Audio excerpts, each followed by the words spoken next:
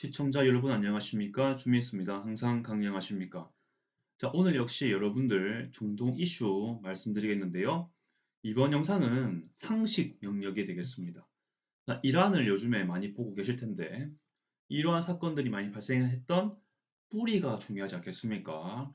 현재 이란은 이슬람 신정 국가입니다. 그런데 원래 이란이 원래부터 신정 국가가 아니었습니다. 이전 시대만 하더라도 이란은 세속적 성격이 매우 강했던 그런 시대였거든요.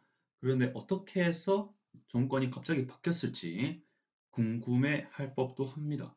심지어 이전만 하더라도 이란 정부는 이스라엘과 미국, 영국하고 정말 친했던 사이거든요. 완전 친했기 때문에 또 교류도 많이 했습니다. 그런데 갑자기 달라졌지 않습니까? 과연 어떠한 배경에서 달라졌을지. 근데 제가 봤을 때는 결국 경제 문제하고 직결된다고 보거든요. 자, 그리고 거기에 대해서 이권 문제가 정말 중요하다 판단하는데요. 왜 그런지 설명을 해보도록 하겠습니다. 일단 이슬람 혁명 자체는 1979년에 일어났습니다. 이 시점을 계기로 해서 원래 있었던 이란의 팔레비라는 왕조가 있습니다. 파흘랍이라는 발음을 하면 되는데 그 왕조가 무너지고 이슬람 혁명 정부가 세워지죠. 그것이 바로 지금까지 이어져 오는 체제가 되겠습니다. 네, 팔레비 왕조가 했던 것 중에 가장 대표적인 게 근대화 정책이 되겠습니다.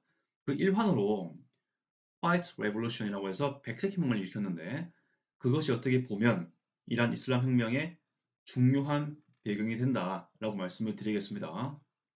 아니, 이래 이렇게 이란의 근대화를 하려고 했던 영역인데 왜 이게 국가를 무너뜨리는 배경이 되었을까요? 이것을 한번 살펴봐야 할 것 같습니다.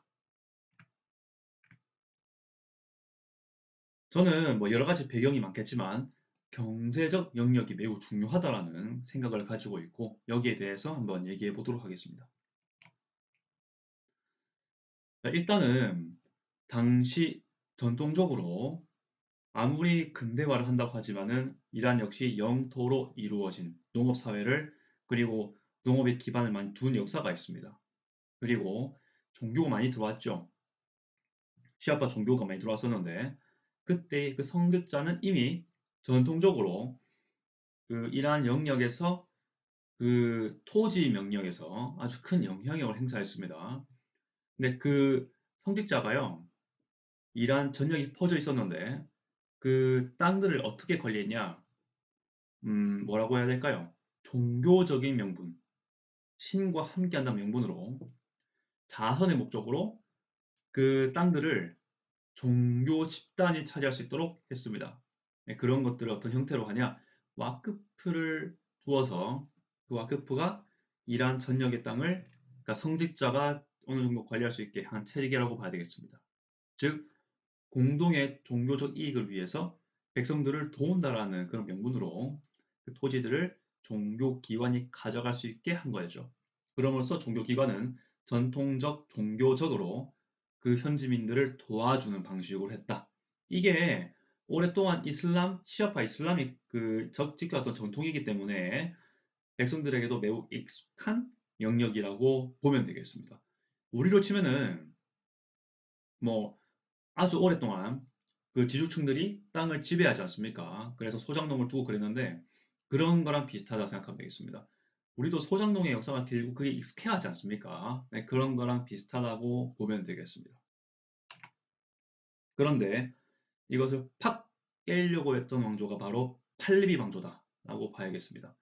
이미 지방에 그리고 그 많은 토지 영역에서 그 지방에 있는 성취자들이 실질적인 관리와 권력을 행사하고 있었는데 위에 세워진 그 국왕의 왕조가 개혁하려고 한 것이죠. 그것이 바로 백색혁명인데요.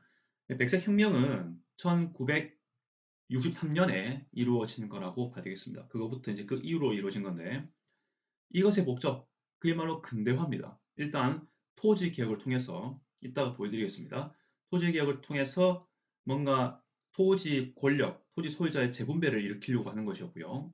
그리고 뭐 여성 참정권 운동이라든지 산업개발, 그리고 여러 가지 그 소유 재산 이런 것들을 국유화시키는 것도 목적으로 두면서 국가 권력을 좀 왕조 중심으로 몰려들게 하면서 경제 발전을 일으키면서도 시민권을 확장시키는 그러한 의미를 가지고 있는 혁명이라고 봐야 되겠습니다. 1963년부터 그 당시 국왕이었던, 그때 이란 국왕을 샤라 부르지 않습니까? 그 국왕이었던 모하메드 레자 팔레비가 주도했다고 하고요. 그 백색혁명의 토지에 관련된 것만 보자면 지주의 귀족 그리고 성직자의 와크프를 명분으로 해서 실질상 차지하고 있는 토지 이런 것들을 몰수해요. 모두 몰수해서 자장농에게 그들의 경작권을 집중할 수 있도록 분배한 방식이죠. 결국에는 종교적 성향이 강했던 농업 경제를 세속적 경제를 뭔가 바꾼다. 세속적 경제로 뭔가 옮겨가는 과정이라고 봐야 되겠습니다. 그런데 성직자, 특히 성직자로서는 아주 반발이 심하겠죠. 왜냐하면 본인들이 지방에서 그렇게 역사적으로 성직자 역시 역사가 있지 않겠습니까? 그들의 조상도 계속해서 그 지역 백성들에게 영향력을 주기 위해서 그들이 차지해왔던 그런 와크프라는 재단에 속해 있던 토지인데 그것에 대한 공격이지 않습니까? 그 성직자가 보기에는요. 여기에 대한 반발이 심한 겁니다. 쉽게 말하면 성직자의 밥줄이 사라지는 거예요. 안 그렇습니까? 줄어들든가. 이것이 가장 큰 원인이라고 저는 여겨지고 있습니다. 여기에 대한 반발로서 발생한다. 이럴 수 있는 것이고 와크프 토지 약탈 및 세속화는 경제적 상실이면서도 그 토지를 기반으로 자선 사업도 하고 물론 뭐 부정부패가 없었다고 말하기는 어렵겠지만 그것도 있었겠지만 그 전통적으로는 실제로 농민들한테 자비도 많이 베풀었겠죠. 무튼 그렇게 함으로써 종교 기관으로서의 권위도 계속 이었었는데 그러면서 이 종교 기관과 지도자들에 대한 사회적 권위, 불망 이런 것들이 있었는데 평판 이런 것들이 이제는 한순간에 사라질 위기에 처해 있었던 거죠. 그런 배경이 있습니다. 그리고 이런 토지들은요, 신의 영역이기 때문에 알라 신이지 않습니까? 그렇기 때문에 아주 성스러운 영역이다. 이렇게 여겨졌겠죠. 그렇기 때문에 역사적으로 국가에서는 과세 대상에서 제외되었습니다. 자, 이거는 또 제가 또 개인적으로 판단했던 영역이긴 한데 중요한 것 같습니다. 만약에 와크프에서도 세수가 확보가 잘 되었으면은 굳이 그들에 대해서 농민에게 분배를 했을지 이것도 한번 생각해 보는 건데 일단 제가 좀 찾아봤을 때는요. 이 많은 와크프 재단의 토지 소유는 이러한 현실들을 봤을 때 그 토지에서는 세금을 안 거두기 때문에 뭔가 국가 재정 확보에 좀 어려움이 있다. 그리고 그들에게도 세밀하게 중앙 집권의 영역을 보여주려고 하지만 이런 것들이 한계가 있다는 거죠. 아직도 지방 세력이 너무 센 거예요. 쉽게 말하면. 뭔가 우리나라에도 생각나는 그런 시대가 있지 않습니까? 그렇게 여겨지는 겁니다. 무튼 세수 확보 역시 필요하고 그리고 농민에게 분배하면 농민들 세금 낼 거 아닙니까? 플러스 지방 곳곳에까지 그 정부에 영향력을 미치기 위해서라고 볼 수 있는 것이죠. 그 외에도 복합적 요인이 많을 겁니다. 정치 탄압, 뭐 팔레비 왕조가 그 뭔가 백성들에 대해서 독재를 펼쳤다. 그리고 뭐 정치적 억압이 있었다. 이런 것도 말이 많긴 많죠. 그러니까 이런 것들이 같이 엮여서 발생했다라고 볼 수 있는 것이고 데모크라시를 억압했다. 이런 얘기도 있긴 한데 일단은 뭐 넘어가고요. 왕조의 경제 불평등, 부정부패, 왕조는 더 잘 살고 농민 더 어려워지고 뭐 이런 내용이지 않겠습니까마는 그리고 서구에 대한 반감. 물론 뭐 영미권 나라들이 특히 영국, 미국이라고 봐야 되겠죠. 이란하고 석유 회사 관련해서 협약을 맺고 경제 교류를 하는데 백을 가지고 팔아 했다면 만약에 뭐 석유 한 통에 100원이다 그러면은 원래 100원에 영국 뭐 미국이 사가야 되는데 뭐 50원에 사간다든지 이런 식으로 다분히 영국과 미국에게 유리한 무역을 했다는 평가도 있거든요. 플러스 기존에 이란에 많이 깔려있던 종교적 전통 이런 것들과 완전히 다른 그런 서구 문화가 막 들어오면서 세속화가 되는 것을 적응하지 못한 일부 백성도 있었겠죠. 아무튼 그런 것들이 교묘하게 섞여서 작용을 했다라고 보아지는 것이고요. 또 중요한 게 있습니다. 이때 반발이 많이 샀겠죠. 성직자들이 많이 그랬겠지 않겠습니까? 실제로 이슬람 혁명을 일으킨 세력들이 바로 성직자들입니다. 그 대표적인 사람이 호메네이지 않습니까? 1대 최고 지도자입니다. 2대 최고 지도자가 지금 하메네이죠. 그래서 현재까지 최고 지도자가 2대까지 이어지고 있습니다.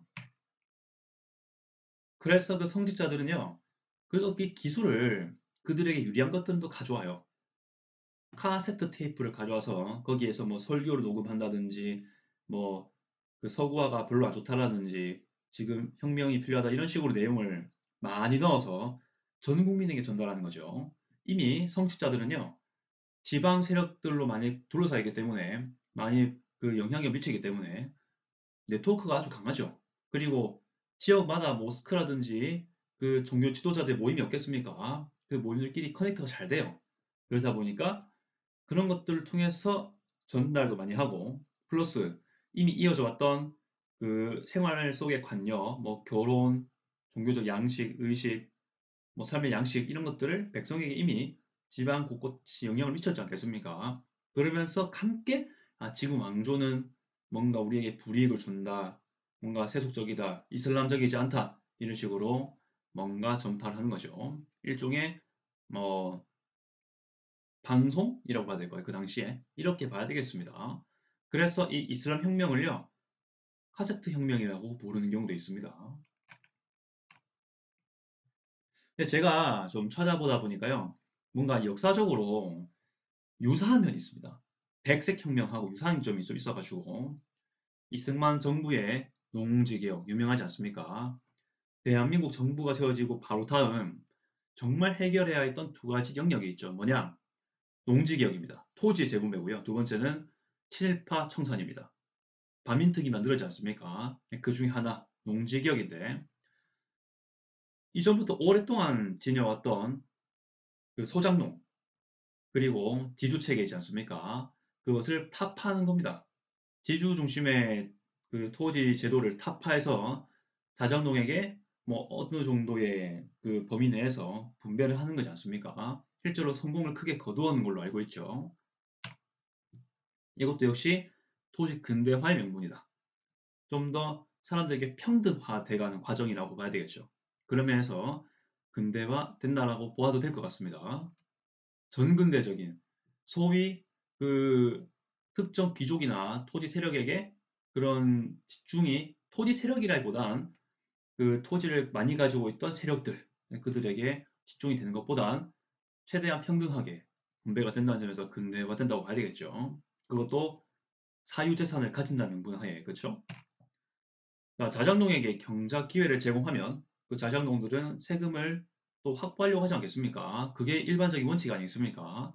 국가로서는 세금을 확보할 수 있고 자장농에게는 경작 기회가 생기고 아주 좋은 거 아니겠습니까?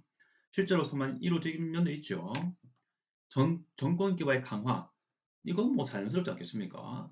이렇게 우리는 국민 개개인에게 이렇게 뭐 토지 분배를 함으로써 너희들을 위하고 있다. 그러면서 나도 경제적으로 세금을 확보한다. 이런 게 있지 않았겠습니까? 이전 시대의 잔재를 청산한다. 이것도 역시 이 지금 언급한 네 가지 전부 다 이란의 백색혁명이랑 유사한 점이라 볼 수 있겠습니다. 하층의 민심을 확보하고 전통 권력층을 견제한다. 이란의 백색혁명 마찬가지죠. 농민들에게 민심을 확보하는 것도 당연히 해야 되고 그리고 전통 기존의 성직자 뭐 귀족 이런 사람들을 견제하려는 거지 않겠습니까? 이란도. 근데 우리나라 역시 그러했다 이렇게 여겨지는 것이죠. 구조적으로 유사하다. 아까 말씀드렸던 그런 성직자 기존 권력과 하층 권력 그리고 정부와의 관계를 설명하기 위한 아주 중요한 유사점이 있다 이렇게 얘기를 할 수 있는 것이죠. 차이가 있다면 시대적인 차이가 좀 있습니다. 우리나라 같은 경우는 이미 지주층이 무너진 상태예요. 그리고 일제가 물러난 상태입니다. 그렇다 보니까 일제시대까지 유지가 되었던 지주제가 이제는 뭐 힘을 잃은 상태가 되지 않겠습니까? 물론 경제적으로 계속해서 땅을 가지고 있던 사람도 있을 텐데 그래도 상당히 많은 그 지주 중에 대다수였던 일본인들이 본국으로 갔지 않습니까? 땅이 버려진 경우가 많았겠죠. 아무튼 이 농지 개혁에 좀 뭔가 유리한 배경은 있을 수 있었다. 그리고 그 당시 미국의 어떤 도움이 많이 있었던 것도 있었겠죠. 하지만 이란의 백색혁명 같은 경우는 이란이 직접 그 당시 팔레비 왕조가 직접 그 힘을 많이 써가지고 그 당시 아직도 강한 권력을 가지고 있던 지방에서 성직자들을 바로 대면해야 했던 상황이었습니다. 그래서 좀 힘이 많이 붙였겠다 생각이 많이 들고요. 물론 그 어떤 자료 얘기하면은 백색혁명 일환으로 토지 개혁이 한 50% 정도는 달성했다라고 전 들었는데 무튼 이렇게까지만 얘기하고요. 또 하나 얘기하겠습니다. 세계사적으로 봤을 때 나폴레옹과 프랑스 혁명가도 좀 유사한 점이 있습니다. 이 이란의 백색혁명을 말씀드리는 거고요. 자, 이게 어떻게 좀 유사하냐 좀 보겠습니다. 일단 프랑스 혁명에서도요 정말 큰 특징이 뭐냐? 기존의 기독교 세력의 그 카톨릭이라 봐야 되겠죠. 그 근간이었던 토지와 종교적 권위가 박살납니다. 프랑스 혁명을 통해서 그렇죠. 그리고 그 박살난 토지의 권력은 바로 정부와 국민에게 돌아갑니다. 그럼으로써 또 국가가 국유화시키면서 그 국유화시킨 거를 농민에게 주려고 하는 거겠죠. 무튼 이러한 맥락에서 되게 비슷하다. 이렇게 여겨지는 것이고요. 혁명 정부가 그런 것들을 했지 않습니까? 뭐 프랑스 혁명 내시기로 나뉜다고 하던데 뭐 입법의회, 뭐 국민의회, 국민공회, 뭐 총재정부 이렇게 이루어지지 않겠습니까?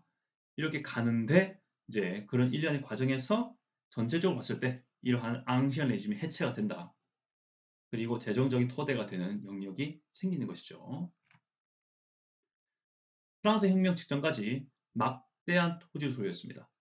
이란도 백색 혁명이 일어나기 전까지만 하더라도 시아파 성취자 중심의 그 토지 차지가 심했다. 이렇게 볼 수 있는 것이죠. 프랑스 마찬가지였습니다. 가톨릭 세력 중심으로 했던 토지 소유가 막대는데 그런 것들을 좀 폐단을 주려고 했던 것이고 그리고 둘 다 공통점이 있다면은 그 종교들이 가지고 있던 종교 세력이 가지고 있던 토지 같은 경우는 세금을 안 냅니다. 이게 큰 문제란 거죠. 국가 세수학부에 매우 불리한 겁니다. 그리고 그 지역 내에서는 그 종교 세력 프랑스로서는 가톨릭 그리고 이란으로서는 그 시아 무슬림 아니겠습니까? 그런 성직자들이 자율적 권리를 발휘했다. 이렇게 얘기할 수 있는 것이죠. 나폴레옹 같은 경우는 그 좀 더 그 프랑스 혁명의 일환이겠습니다. 교황 피우스 7세와 꽁꼬르다라는 협약을 맺습니다. 꽁꼬르다라는 자체가 정교 협약입니다. 정치와 종교가 같이 협약을 맺는 겁니다. 프랑스 혁명 때 무너졌던 종교적 권위는 일부 회복시켰습니다만 끝까지 교회 재산은 돌려주지 않습니다. 그렇죠. 세속부에 얼마나 그 수세학부에 얼마나 그 중요한 거겠습니까? 그럼으로써 종교 중심의 토지라기보단 국가 그 어떤 통치자 중심의 토지 개혁으로 가는 거지. 어떻게 보면 이것도 유럽에서는 근대화의 일부라고 볼 수 있겠습니다. 그런데 이란은 이걸 실패했죠. 결국 이슬람 혁명이 발생함으로써 모든 게 다 돌아가는 거예요. 그렇죠? 이란은 백색 혁명을 통해서 이 토지 소유의 어떤 국유화도 중시하지만 근대화를 추구했었지 않습니까? 그래서 어떻게 보면은 이런 면이 있기 때문에 이러한 차이가 있기 때문에 이슬람 혁명을 어떻게 보면은 좀 정근대로 돌아가게 하는 그런 혁명적 성격이 있다. 이렇게 얘기를 하는 것이죠, 사실은. 여러분 생각 어떠하십니까? 썸네일 보고, 요즘에 혁명 발생했나 이란에서 그렇게 보고 왔을 수도 있는데, 그렇지 않고요. 이것은 역사적인 얘기입니다. 여러분들의 이 배경을 좀 이해해드리기 위한 목적이었고요. 다른 유사한 역사와 좀 비교함으로써 이 이란의 이슬람 혁명 그리고 그 전에 있었던 백색 혁명을 좀 이해해드리기 위한 목적이었습니다. 아무튼 여러분 이것에 대해서도요. 코멘트하기 있으시면은 댓글 부탁드리고요. 앞으로도 시청 잘 부탁드리겠습니다. 이상 주미스였고요. 아디오스.